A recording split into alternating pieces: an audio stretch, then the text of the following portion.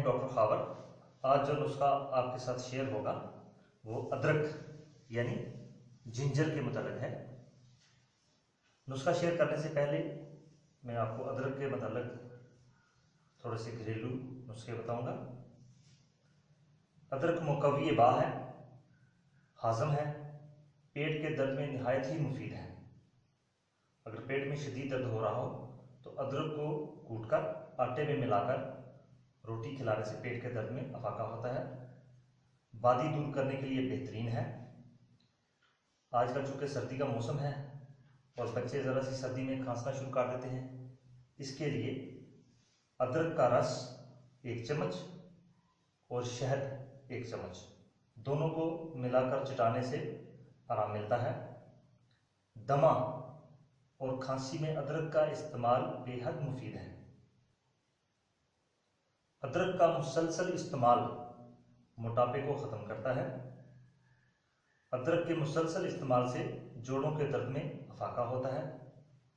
अदरक का रस गर्म दूध में मिलाकर सूंघने से सर दर्द ख़त्म होता है। अदरक का इस्तेमाल गज़ब की भूख लगाता है। अदरक दिमागी इमराज के लिए निहायत ही मुफीद है। रीह की दर्द में अदरक का रस अजवाइन खरासानी में अच्छी तरह से घोटकर मुतासरा जगह पर मलने से आराम मिलता है। आज जो नुस्खा आपके साथ मैं शेयर करूंगा वो पैरालिसिस यानी फालिज के लिए है। इसके अज्जा में 10 ग्राम बादाम है,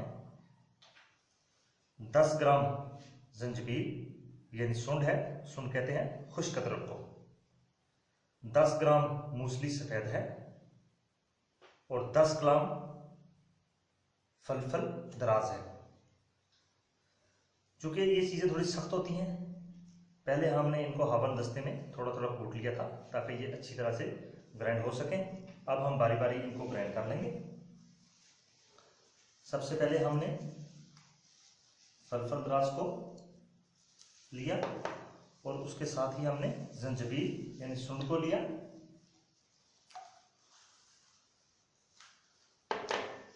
इन दोनों चीज़ों को हम अच्छी तरह से ग्राइंड करेंगे।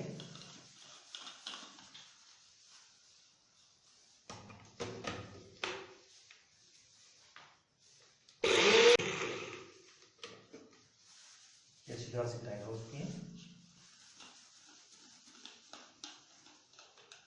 अदरक वाहिद जड़ी आप इसको कह लें, मसाला कह लें कि जिसका साइड इफेक्ट आम हालात में कोई नहीं है।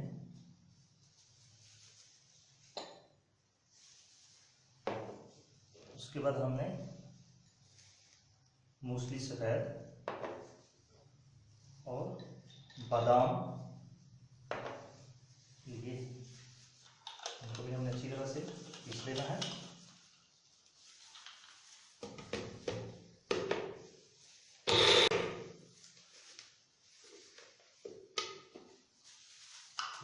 पीस चुके हैं। वो अज्जा जो हमने चेहरे पर लगाने होते हैं उनको अच्छी तरह से पीस के मलमल के कपड़े से अच्छी तरह से बारीक छान लेना है ताकि वो अच्छी तरह से जज़ब हो जाए। ये हमारे पास बादाम भी आ गए हैं। आप किसी प्लेट में अच्छी तरह से इन दोनों को मिक्स करके 1 चम्मच रोज़ाना सुबह शाम पानी के साथ इस्तेमाल करना है। मज़ीद अच्छे नुस्खा जात के लिए हमारे चैनल को सब्सक्राइब करना ना भूलिए। डॉक्टर खावर, शुक्रिया।